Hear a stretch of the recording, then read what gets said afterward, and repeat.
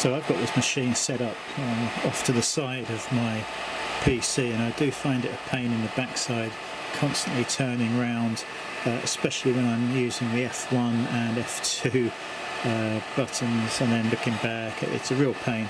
So I've had this cheap Bluetooth Targus keyboard for ages. I can't even remember what I bought it for, but I found it up on the shelves a couple of days ago, and I thought, oh, that's interesting. I wonder if I can just add it to this through the Bluetooth connection, and then I realised it wasn't a Bluetooth connection, so I've just gone out and bought this TP-Link. I think it was about 10 quid.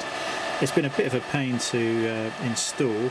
I had to install the software that you download from TP-Link, and then it would recognise this keyboard, but it wouldn't install it correctly. But obviously it installed the drivers for the little dongle there.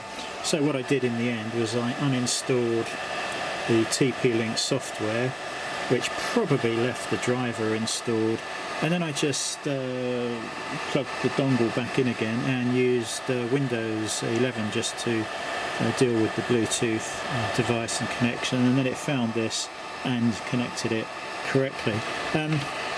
So with the program up and running, I have wedged the function button down with a little bit of card, and now I can simply hit F1 on this keyboard and we can get the text up, and I can instantly hit F2 if I'm happy and actually burn it. But if you just want to cancel it, then just come back and hit the normal enter. Excuse me. So that is an awful lot easier than keep turning around all the time. So yeah, and for the sake of what, probably 15-20 quid for the two things, that's going to save a lot of time, hopefully. So there we go.